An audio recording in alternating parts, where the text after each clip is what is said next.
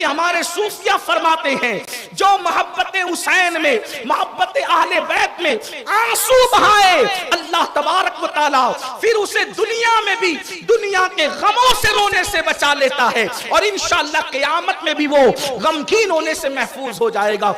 کل 8 محرم 9 محرم 10 محرم آپ حضرات عبادتوں کا سلسلہ جاری کریں، غریبوں کو صدقہ دیں، یتیموں کی مدد کریں، شربت کا اہتمام کریں، نیاز کا اہتمام کریں۔ 9 اور 10 محرم کو روزہ رکھیں۔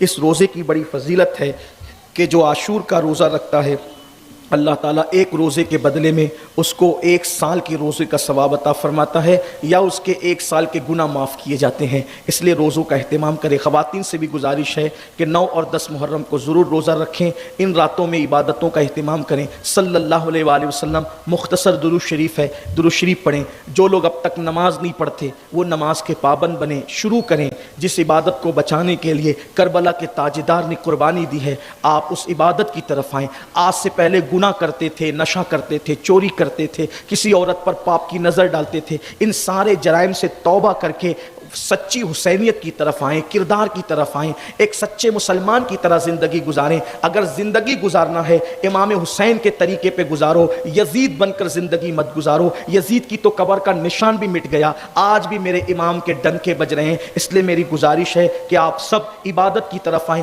آج سے پہلے جو ہوا سو ہوا، امام پاک کی محفل میں آج سچی توبہ کر لو، بدل جاؤ، زندگی کو تبدیل کر لو۔ اللہ تعالیٰ سب سے پہلے مجھے آپ سب کو توفیق عطا فرمائے۔ اللہ اکبر۔ اور اتنا ہی نہیں بلکہ ہمارے صوفیہ فرماتے ہیں جو محبت حسین میں محبت اہل بیت میں آنسو بہائے اللہ تبارک و تعالی پھر اسے دنیا میں بھی دنیا کے غموں سے رونے سے بچا لیتا ہے اور انشاءاللہ قیامت میں بھی وہ غمگین ہونے سے محفوظ ہو جائے گا۔ اس لیے کہ جس کے ساتھ محبت ہوگی قیامت میں اسی کا ساتھ نصیب ہوگا۔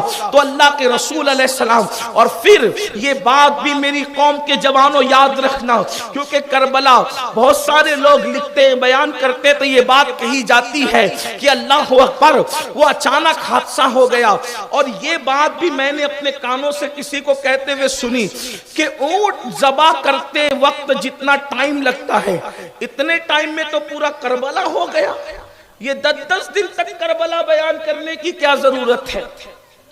اتنے میں کربلا ہو گیا تھا، جتنے میں اونٹ ذبح ہوتا ہے اتنے میں وہ 72 کے ٹکڑے ہو گئے تھے، بس بات ختم ہے، 2 منٹ کی بات ہے۔ لیکن آپ کو پتا ہونا چاہیے سیرت النبی کے بعد سب سے زیادہ اگر کوئی عنوان دنیا میں لکھا گیا ہے تو اسے کربلا کہتے ہیں۔ اگر وہ اتنا ہی مختصر ہے کہ اونٹ ذبح ہونے اتنا ہو گیا تھا اور وہ جا رہے تھے اور ان کو چند لوگوں نے پکڑ کے مار ڈالا اور ختم کر دیا، قصہ تمام ہو گیا، یہ بات میں اپنی طرف سے نہیں کہہ رہا ہوں۔ ہمارے سینے چھلنی ہوتے ہیں، اس سے لوگوں کو تکلیف ہوتی ہے کہ ہم کیوں یہ بات کرتے ہیں۔ ہم کہتے ہیں لوگ یہ بات کیوں کرتے ہیں، آخر نواز رسول کی شہادت کو ہلکا کرنے کی کوشش کیوں کی جا رہی ہے؟ یزید سے رشتہ کیا ہے کسی کا؟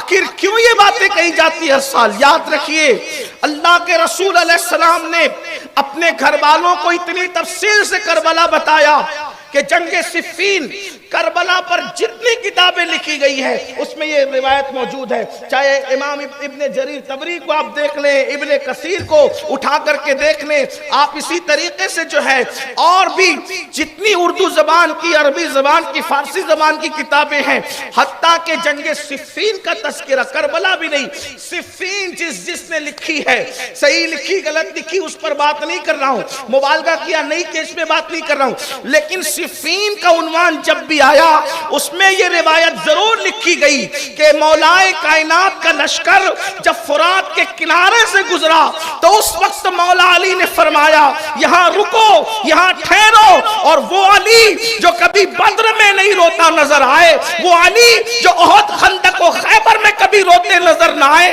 اس علی کو دیکھا گیا کہ فرات کے کنارے اتنا روئے کہ آنسوؤں سے داڑھی تر ہو گئی۔ لوگوں نے، ظاہر سی بات ہے جب کسی بہادر کو کوئی روتے ہوئے دیکھتا ہے تو لوگ حیرت کرتے یہ رو رہے ہیں۔ مولا مشکل کشا سے پوچھا گیا علی کیوں رو رہے ہو؟ کہتے ہو اس جگہ کو جانتے ہو؟ یہ کربلا ہے، کربلا۔ اور اتنا تفصیل سے رسول اللہ نے گھر والوں کو کربلا بتایا تھا کہ مولا علی نے اس دن کہا یہاں میرے حسین کے اونٹ بیٹھیں گے، یہاں ان کے خیمے لگیں گے، یہاں ان کے کجاوے رکھے جائیں گے۔ یعنی کربلا کتنی تفصیل سے غیب داں نبی نے اہل بیت کو بتایا تھا کہ اونٹ کے کجاوے کہاں رکھے جائیں گے زمین پر تک بتا دیا تھا، خیمے کہاں لگیں گے تک بتا دیا تھا، قبریں کہاں بنے گی تک بتا دیا تھا۔ اب بتائیں اتنی تفصیل سے جو واقعہ بتایا گیا ہو، کیا وہ واقعہ معمولی ہے؟ اور وہ بھی کون ذات؟ محبوب رسول حضور علیہ الصلوۃ والتسلیم کہتے ہیں اللہ میں اس سے محبت کرتا ہوں حسین سے، اور جو اس سے محبت کرے تو بھی اس سے محبت کر۔ میرے آقا علیہ السلام فرماتے ہیں عرش کی دو تلواریں ہیں۔ اللہ کے رسول علیہ السلام فرماتے ہیں عرش کی دو تلواریں ہیں۔ تو کہا پوچھا کہ وہ دو تلواریں کون سی؟ تو فرمایا ایک تلوار کو حسن کہتے ہیں، ایک تلوار کو حسین کہتے ہیں۔ عرش کی تلوار ہے۔ پھر فرمایا جنت کی زینت ہے۔ زینت جنت کیا ہے؟ تو کہا حسن ہے، حسین ہے۔ کہاں تک کہ ان شہزادوں کی شان بیان کی جائے؟ اللہ کے رسول علیہ السلام کی گود میں آتے ہیں، چھلانگ لگا کر بیٹھتے ہیں، داڑھی کے اندر انگلیاں ڈالتے ہیں، جبریل امین حاضر ہیں۔ تو جبریل امین نے عرض کرتے ہیں حضور آپ اس شہزادے سے محبت کرتے ہیں؟ جی بڑی محبت ہے حضور، اس کو شہید کر دیا جائے۔ حضور علیہ الصلوۃ والتسلیم امام حسین کا گلا چوما کرتے تھے۔ گلا، بچوں کی پیشانی چومی جاتی، حضور پیشانی بھی چومتے تھے، منہ چوما جاتا ہے منہ بھی، لیکن امام حسین کا گلا بھی چومتے تھے۔ لوگ کہتے تھے گلا چومنے کی وجہ کیا ہے؟ تو فرماتے ہیں اسی پہ خنجر چلے گا۔ جب یاد آتا ہے تو حضور گلا چومتے۔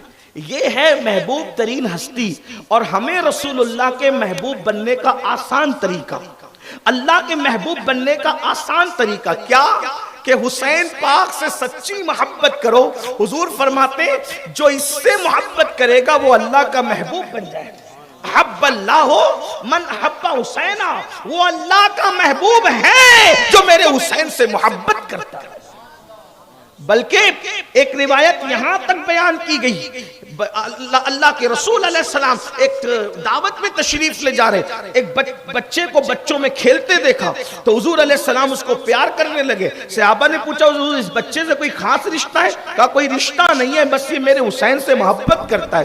میں نے دیکھا کہ میرے حسین کے پیروں کی مٹی کو یہ اٹھا رہا تھا، تو میں نے دیکھا کہ یہ بچہ میرے لاڈلے سے پیار کرتا ہے، تو میں نے اس سے پیار کیا، اور اتنا ہی نہیں قیامت میں اس کی بھی شفاعت کروں گا، اس کے ماں باپ کی بھی شفاعت کروں گا، کیونکہ میرے لاڈلے حسین سے پیار کرتا ہے۔ میرے پیارے آقا علیہ السلام کے پیارے دیوانوں، سیدنا ابو ہریرہ رضی اللہ تعالی فرمایا کرتے تھے، یہاں پھر ایک بات عرض کروں جو میں ہر سال کہتا ہوں، ہر جگہ کہتا ہوں، یہ کہ صحابہ نے اہل البیت سے جتنی محبت کی ہے آج اس کا ہم تصور نہیں کر سکتے۔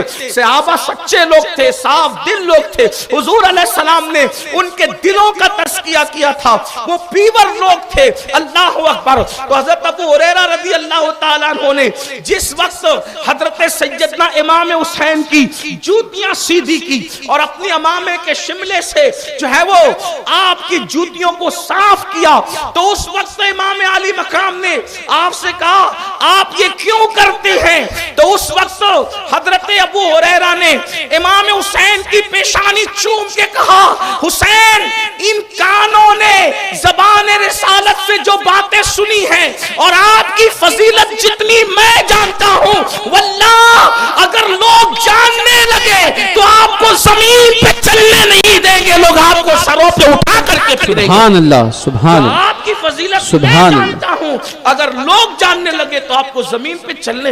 امام حسین اس ہستی کا نام ہے، اور آپ گئے ہیں اللہ کے دین کو بچانے کے لیے، اس لیے کہ پورا وہ سسٹم جو دین کا سسٹم تھا اس کو صرف ایک اشارے کے طور پر، کیونکہ میں نے آپ کو کل کہا کہ میں نے کوئی یزید کا ذکر نہیں کرنا، اور صرف اس سال لوگوں کی یہ فرمائش ہے کہ 25واں سال ہے تو ایک بار تو داستان کربلا مکمل بیان کر دیں، لیکن پھر بھی میں لوگوں سے کہتا ہوں زندگی ختم ہوگی لیکن نکات کربلا کے ختم نہیں ہو سکتے، پھر بھی جتنی کوشش ہے کاوش ہے ہم اس پہ کریں گے انشاءاللہ، تاکہ کم از کم کچھ تو لوگوں کو معرفت نصیب ہو۔